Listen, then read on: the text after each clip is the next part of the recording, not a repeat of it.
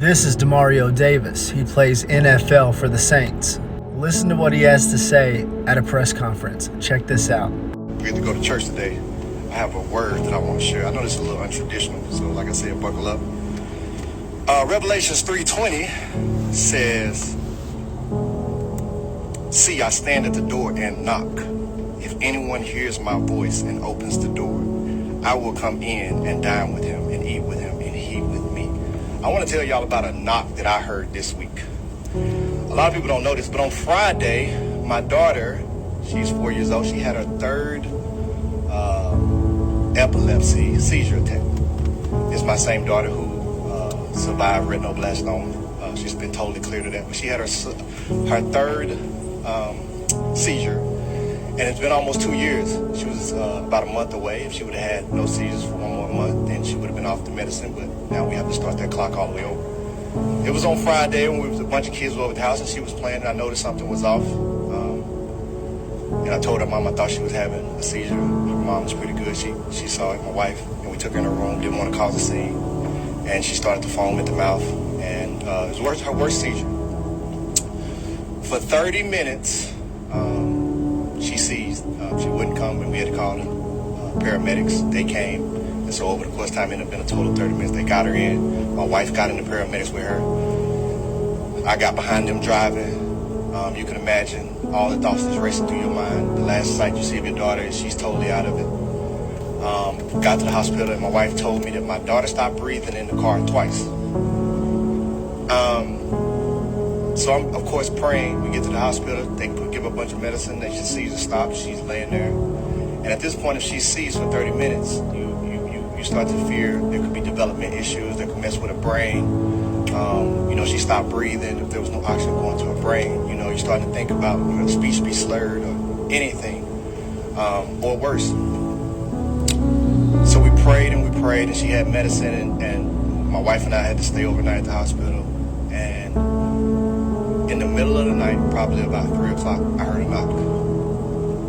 And the knock was my daughter. I prayed for her. I said, God, let this just be an attack from the enemy. He's just trying to be a distraction. And let him have overplayed his hand. And my daughter come back stronger than before. When I heard my daughter talk in the middle of the night, my daughter, she doesn't have any development issues, praise God. She doesn't have any slurred speech, prior to this. She woke up talking clearer than she was talking before. Now, anyone who deals with epilepsy knows that it takes a few days for them to come back. They usually can get back to normal where they were. But it takes a couple days. They're groggy. It's a lot because what their body is like, it's like the TV just staticking in their brain. She was talking clearer than before, and it was 3 o'clock, and we heard her talking. We let her talk for about 20 minutes. We said, "Hey, baby, it's nighttime. Let's go back to sleep." And I just prayed. I started saying, "Praise God, praise God." The next morning, when she got up, my daughter was so sharp. She was able to talk to me and her mom. Clear conversation. She's sharp for a 4-year-old. No stuttering. All her words clear. And my daughter, like I said, my daughter's already sharp. She was sharper than before.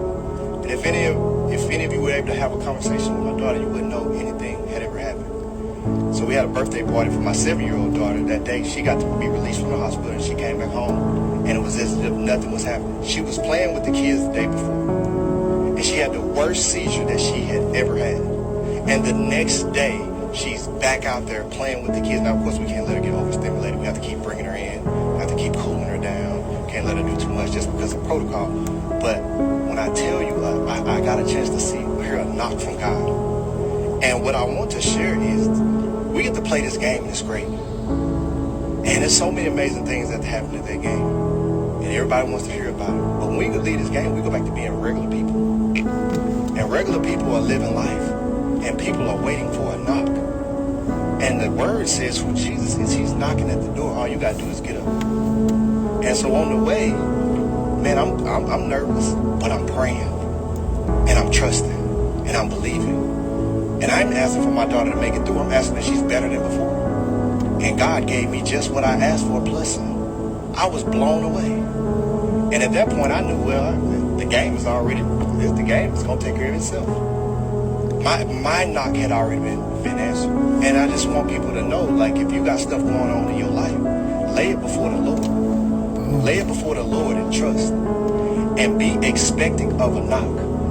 Because the word says what you have to do is you have to get up and open the door. He's not going to open the door for you. He's going to knock. But you have to be listening and waiting for the knock. And when you see it, you have to get up and open the door. And your blessing is going to be there. Now, I'm going to be here to talk about football next week. I wish y'all